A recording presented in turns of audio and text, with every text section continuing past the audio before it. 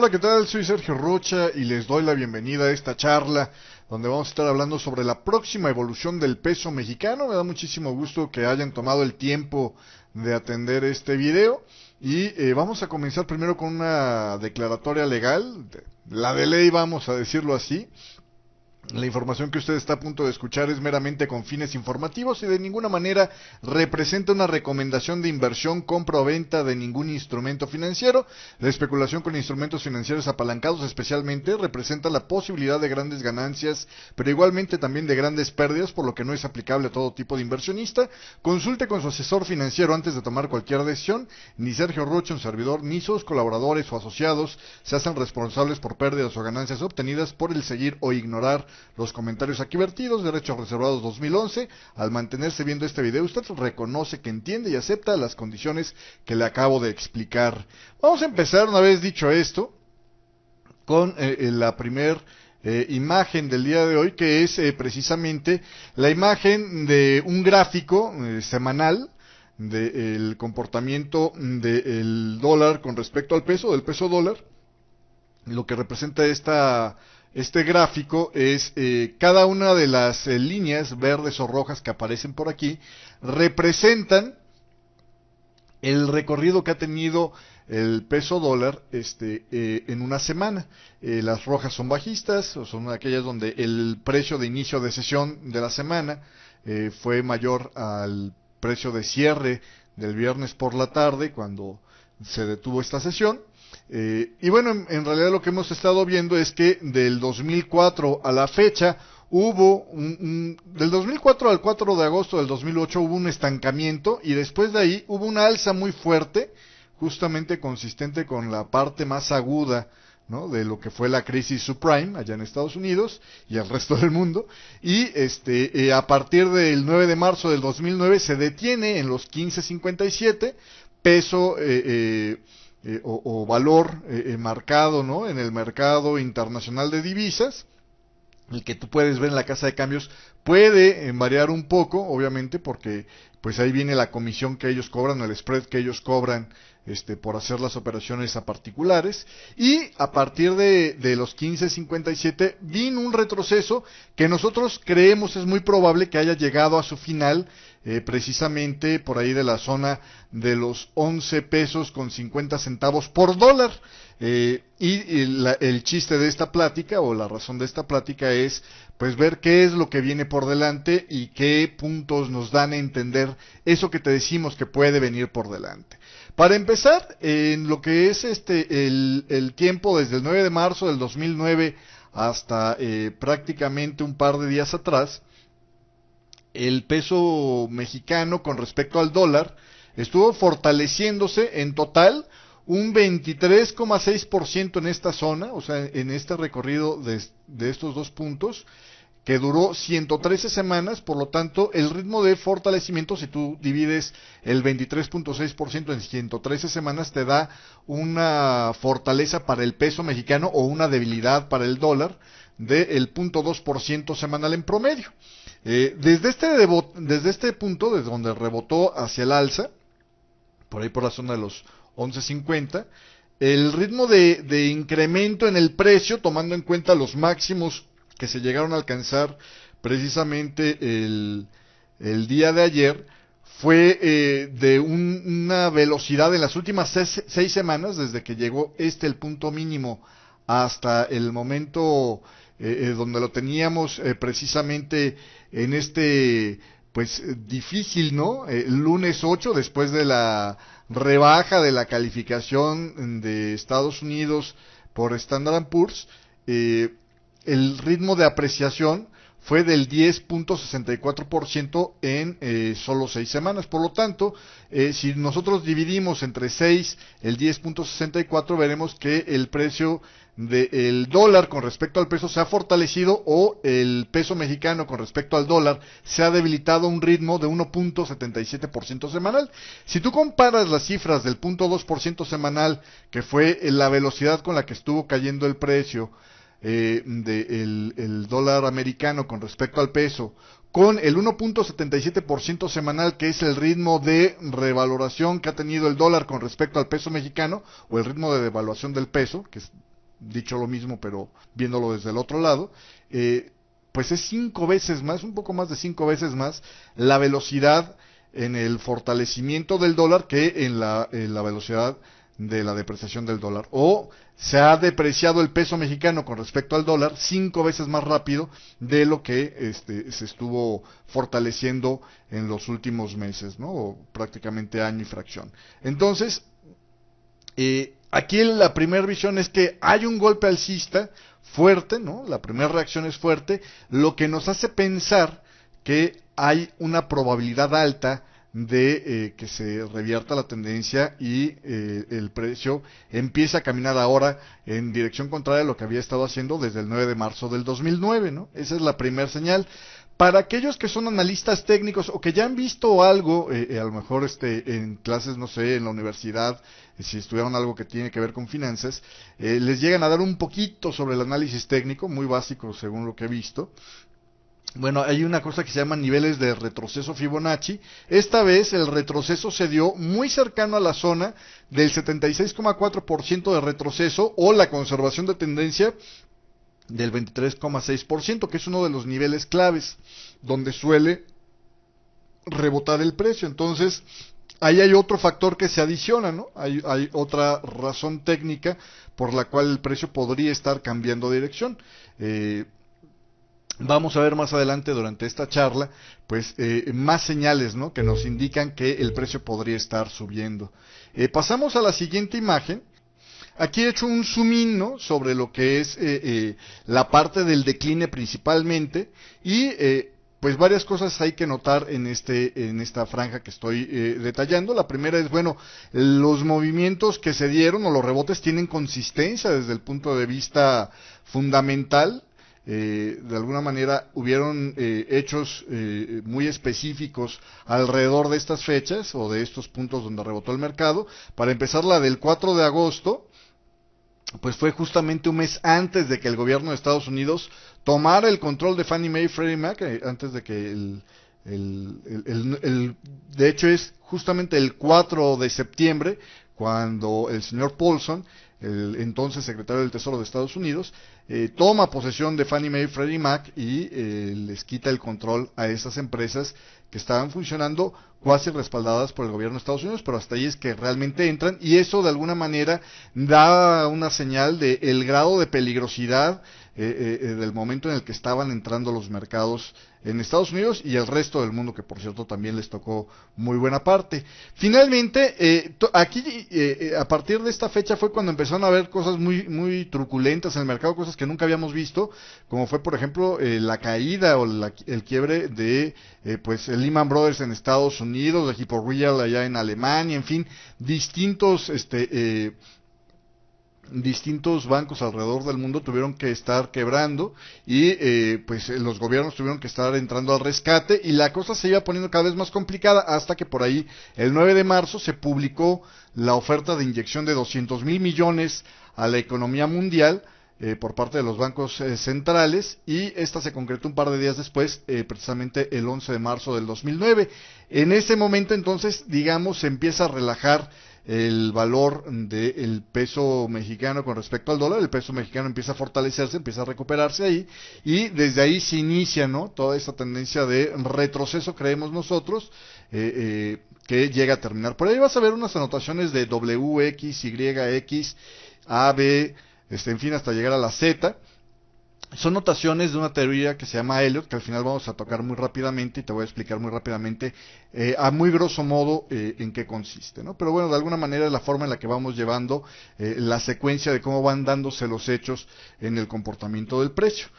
Otra de las cosas que vale la pena resaltar es precisamente lo que estamos viendo aquí abajo. Le he agregado un oscilador que se llama el Awesome Oscillator.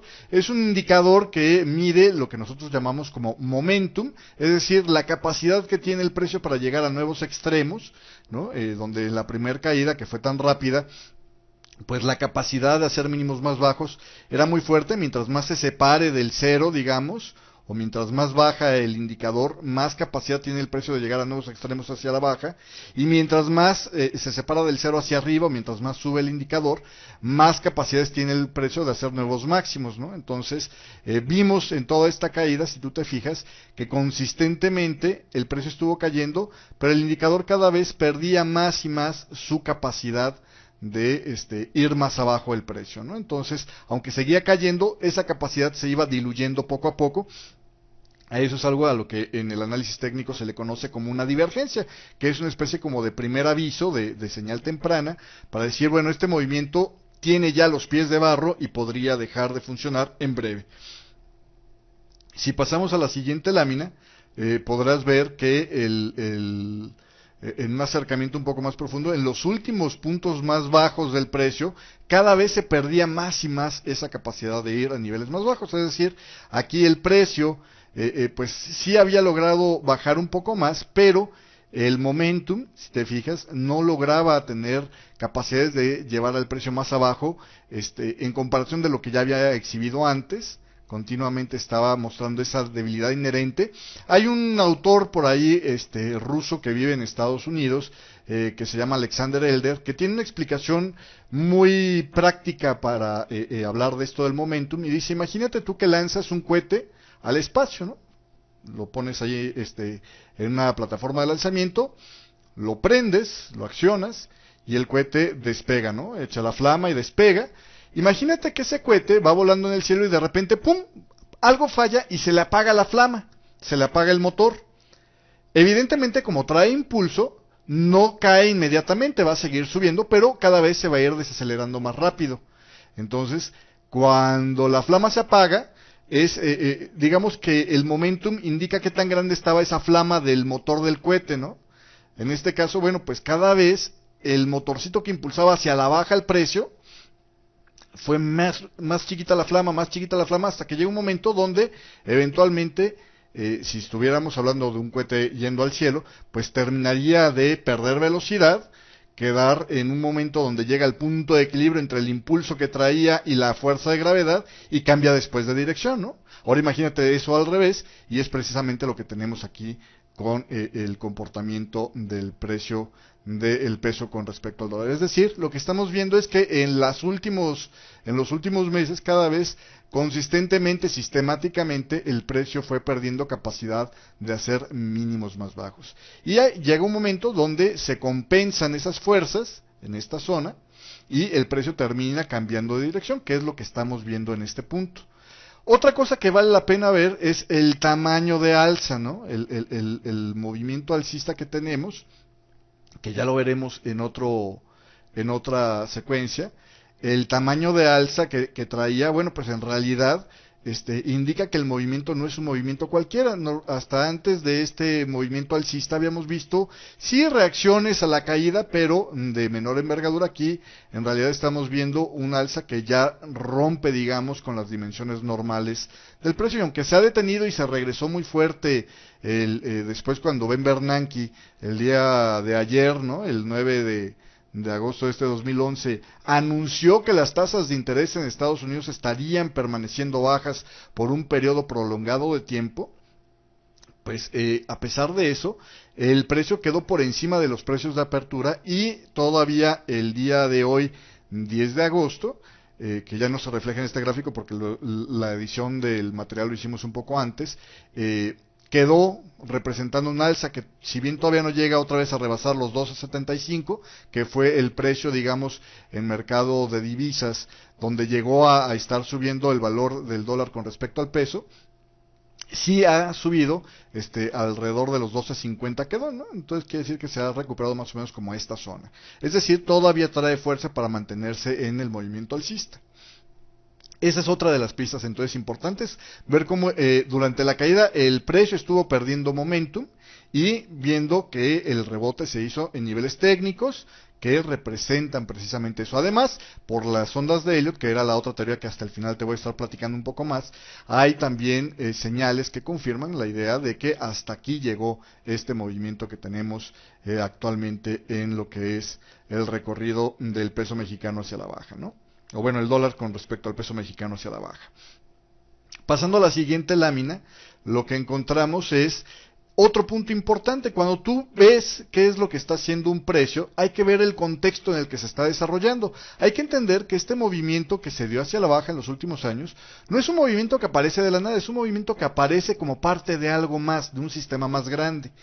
¿Cuál es ese sistema más grande? Bueno, el mercado normalmente se mueve, digamos, como las olas del mar, en forma de impulsos que llevan, digamos, la voz cantante, y retrocesos que descansan un poco lo que acaba de pasar. Igual que el mar, por ejemplo, cuando llega a una playa, el mar empuja el agua hacia adentro de la playa y luego, con mucho menor energía, se retira o se repliega en forma de un retroceso. Lo mismo hace el mercado, impulsa su dirección hacia un punto, ya sea hacia la alza o hacia la baja, dependiendo del tipo de tendencia, y luego se regresa. No hay movimientos que persistentemente o linealmente se mantengan funcionando. Si te fijas, por ejemplo, cada uno de estos movimientos tenía también su microtendencia, ¿no? Aquí había una microtendencia bajista, aquí hubo una tendencia muy fuerte alcista, de la cual nosotros creemos que todo lo que hemos recorrido desde el 2009 hasta este 2011 ha sido el retroceso.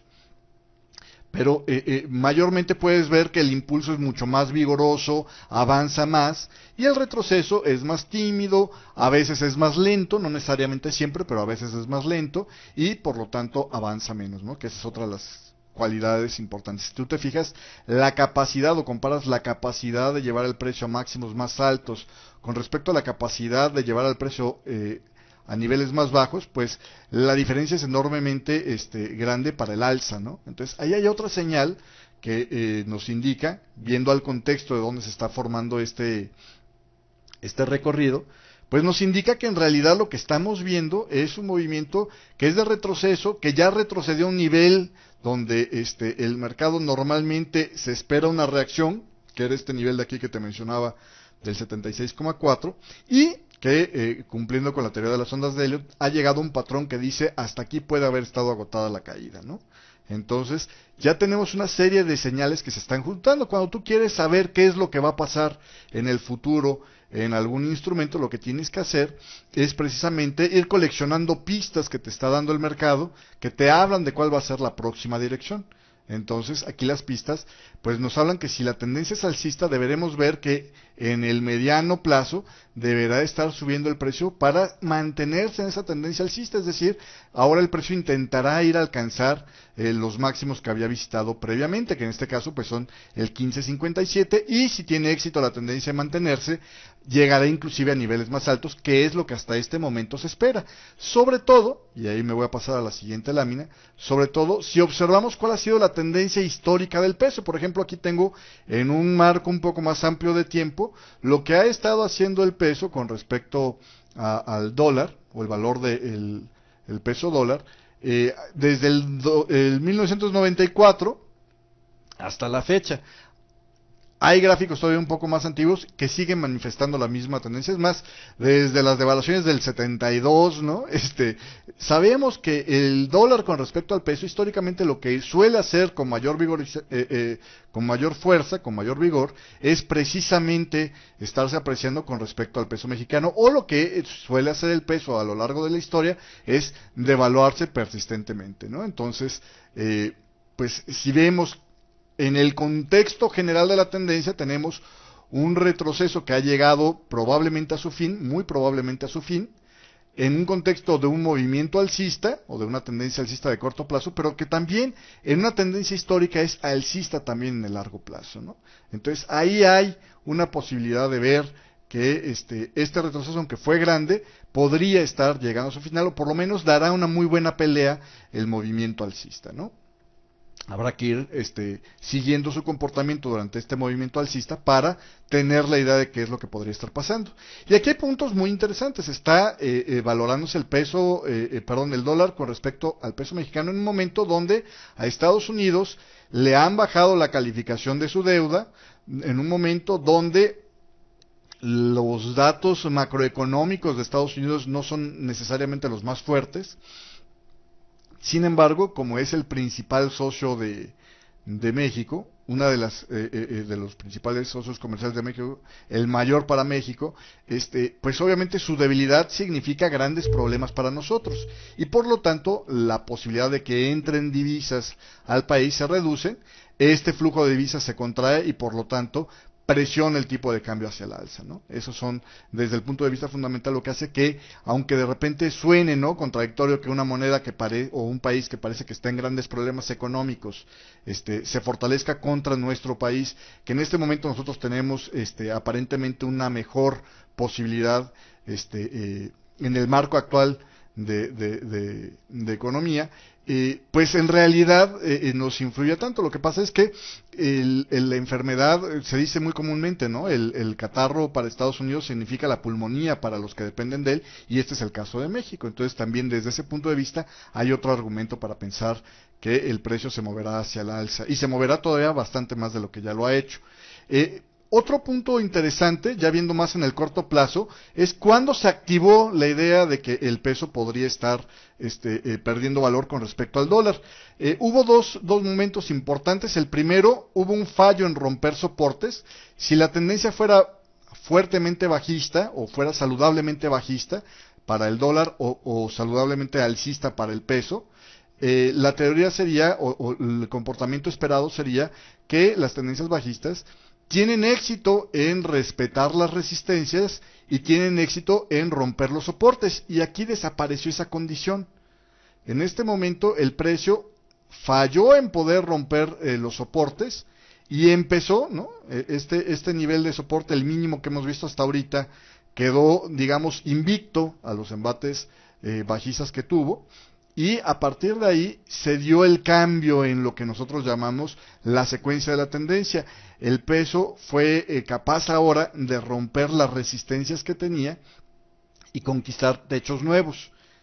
Eso lo hemos visto en el rompimiento de en un par de días se rompieron 4 resistencias que tenía por la zona. Por lo tanto, esto implica que hay un movimiento alcista con demasiada fuerza, lo cual implica que la proyección de la tendencia bajista es lo más probable que vaya a cambiar. No significa que todos los días va a estar subiendo de aquí hasta que se acabe el fin del mundo, no. Lo que significa es que mayormente ahora los movimientos van a tener más fuerza en las alzas y más timidez en las caídas. Por lo tanto, la tendencia eventualmente nos va a llevar cada vez a precios que vayan escalando sistemáticamente a partir de esos vaivenes, ¿no? Entonces, el fallo en romper el soporte fue la primera señal de alerta, y la confirmación pues fue obviamente a la hora que el precio logra reventar las resistencias. Sigo ahorita todavía en un gráfico semanal, perdón, en apenas 2 semanas fue que se dio el rompimiento de estas 4 resistencias. Vamos a ver ahora un poco más cerca, en lo que es el gráfico diario, precisamente este comportamiento del peso.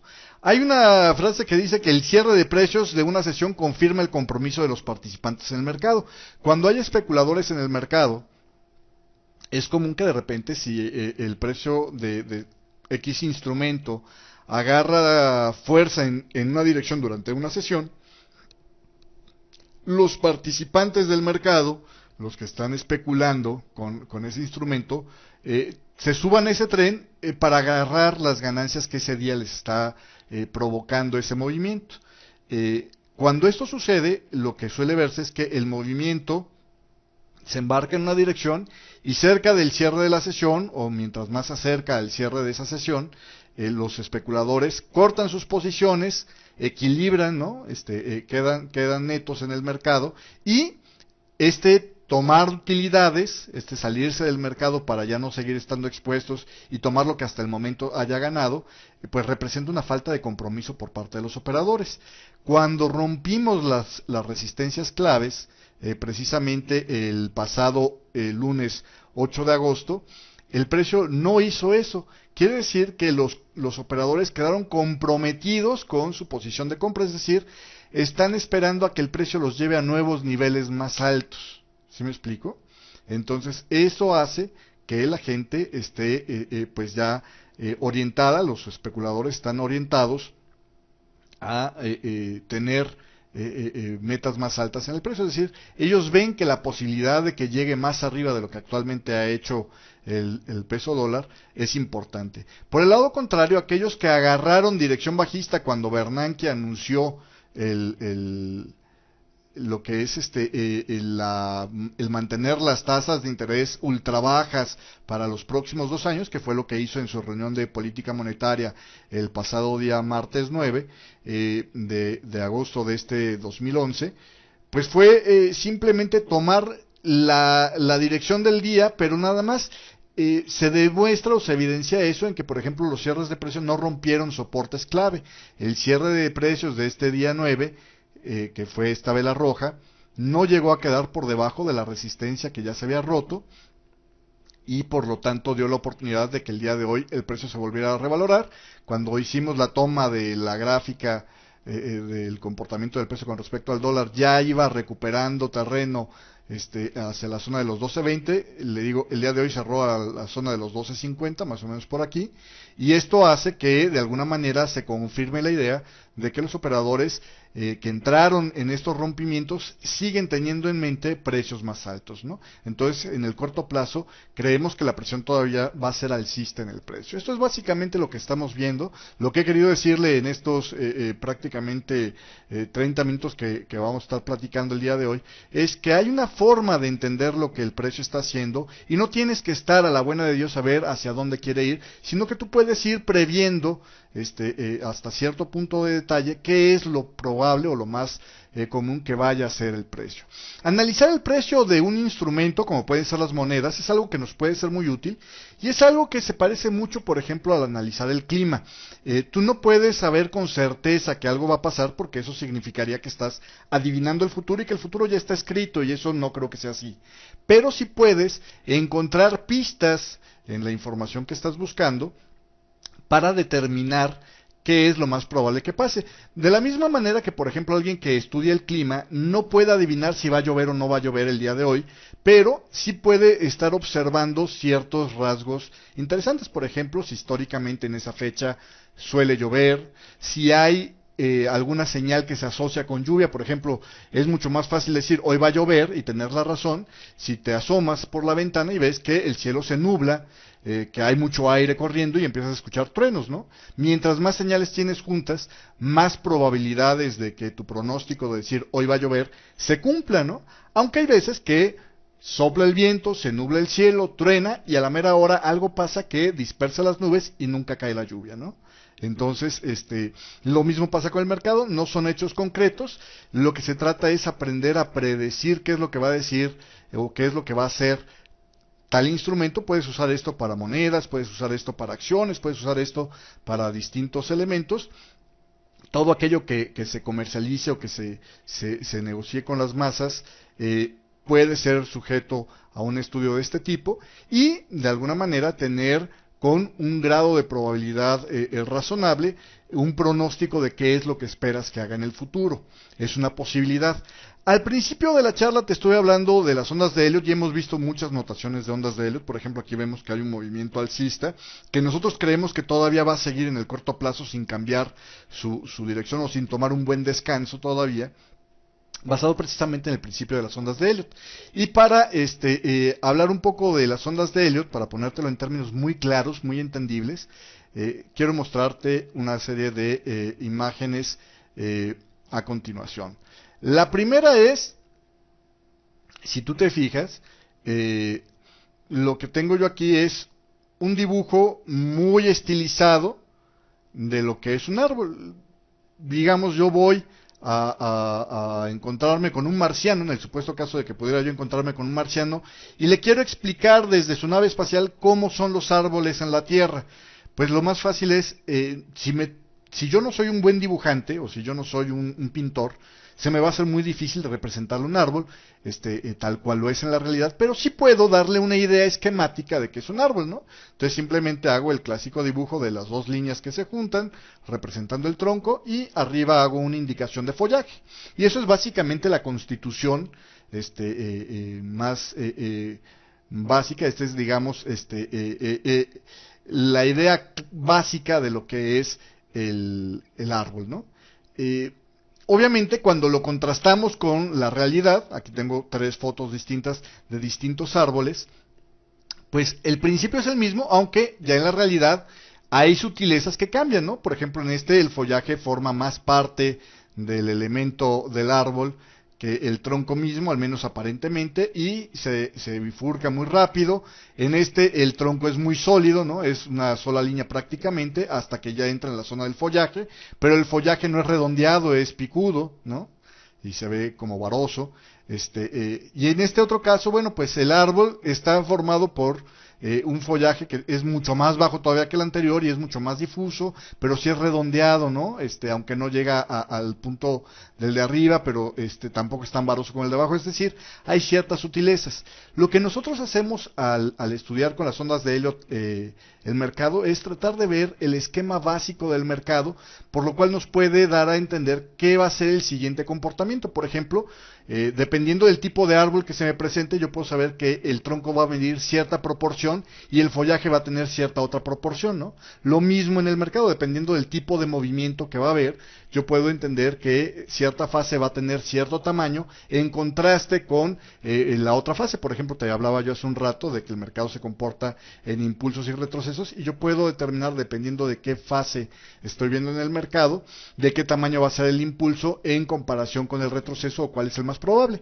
Y aun cuando no puedo exactamente especificar en un árbol, tú cuando plantas un árbol puedes saber hacia dónde va a crecer, ¿no? Tú dices, bueno, pues lo planto, va a crecer hacia arriba, y sabes que un árbol adulto más o menos a X cantidad de metros empieza a salirle el follaje, aunque no sé exactamente con qué milímetro y con qué cantidad de hojas va a contar ese árbol, ¿no? A qué milímetro va a empezar a salir la primera ramita y con cuánto follaje va a contar. Sí puedes tener una noción de cómo va a crecer ese árbol. Lo mismo hacemos nosotros con el precio. Te voy a mostrar una idea básica, de lo que es las formas en las que el precio avanza en impulsos. ¿Te acuerdas que hablábamos de impulsos y retrocesos? Bueno, pues el impulso clásico en el mercado se comporta de 5 movimientos, es decir, hay un movimiento que inicia la tendencia alcista, luego hay un movimiento que retrocede la mayor parte de ese primer impulso, luego hay un momento muy fuerte en el mercado donde se alcanza, digamos, el punto más fuerte de la tendencia, después viene una siguiente fase de retroceso, que le llamamos nosotros movimiento 4, y finalmente llega el último movimiento, que puede ser más largo, pero manifiesta más debilidad, es decir, a lo mejor el ritmo de crecimiento ya no es tan alto, aunque logra extenderse mucho, o las razones que impulsan ese último movimiento ya no son tan sustentables. Esa es una forma de movimiento en el mercado. Otra forma de movimiento en el mercado se da en lo que nosotros llamamos diagonales, donde son una serie de, parecen como zigzags, de hecho, estos patrones se llaman zigzags, que se van juntando, y 5 zigzags juntos forman un impulso, que se le llama en conjunto una diagonal. Es otra forma en la que el mercado puede crecer.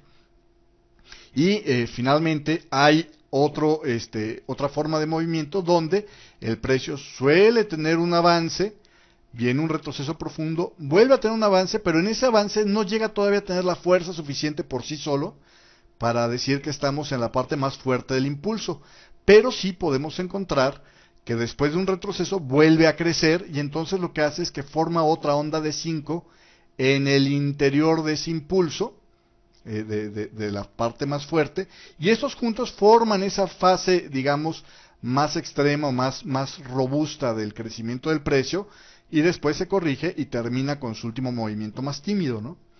Entonces, si te fijas, hay ciertas formas o ciertos patrones en los que nosotros esperamos que se comporte el precio.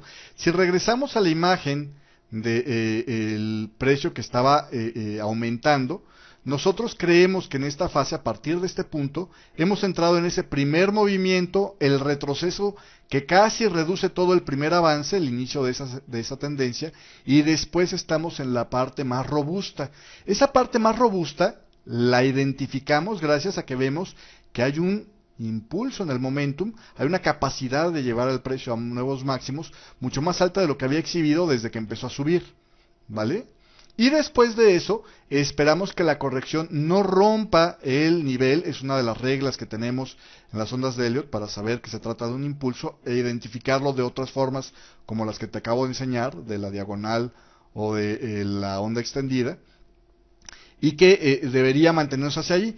No sabemos si lo va a romper o no este nivel de las 11.94 pesos por dólar. No sabemos si lo va a romper o no, pero sabemos qué podemos esperar si lo llega a romper y sabemos qué podemos esperar si no lo llega a romper, conociendo precisamente las ondas de Elliott. Entonces, son herramientas que tenemos nosotros para determinar cuál es la dirección próxima que va a tomar el mercado. Nosotros, desde el mismo lunes, empezamos a avisar, cuando todavía no llegábamos a estos niveles de precio, al cierre de la sesión de lunes empezamos a avisar a nuestros suscriptores que la tendencia del peso dólar la veíamos cambiada y que esperábamos una fase alcista fuerte del peso dólar. Y en ese tipo de herramientas nos estuvimos basando, ¿no? En todas las explicaciones que te acabo de dar. Y pues la idea es que si a ti te interesa o crees que te podría beneficiar el conocer cuál es la dirección que puede tomar el peso con respecto al dólar o cualquier instrumento financiero que utilices en tu trabajo, en tu vida diaria, pues dediques el tiempo para conocer o para explorar la idea de estudiar este tipo de técnicas. Nosotros contamos con nuestra página en internet donde, bueno, pues te aportamos cantidad de recursos y de cursos a distintos niveles de presupuesto y a distintos niveles de sofisticación o de digamos, especialización para que puedas tú, puedes hacerte de herramientas suficientes para poder analizar asertivamente el comportamiento del precio. Ya estás en la página, si estás viendo este video es porque ya estás en nuestra página. Te invitamos a que recorras las distintas partes, que veas los recursos que tenemos, tanto gratuitos para gente que va empezando a interesarse por este mundo del análisis de los mercados, como de paga, como ya son los cursos completos, donde tú puedes estar interactuando con esta posibilidad y puedes descubrir si esto es algo para ti o no. Muchísimas gracias a todos ustedes por su atención. Nos vemos hasta el próximo video. Que estén muy bien. Gracias.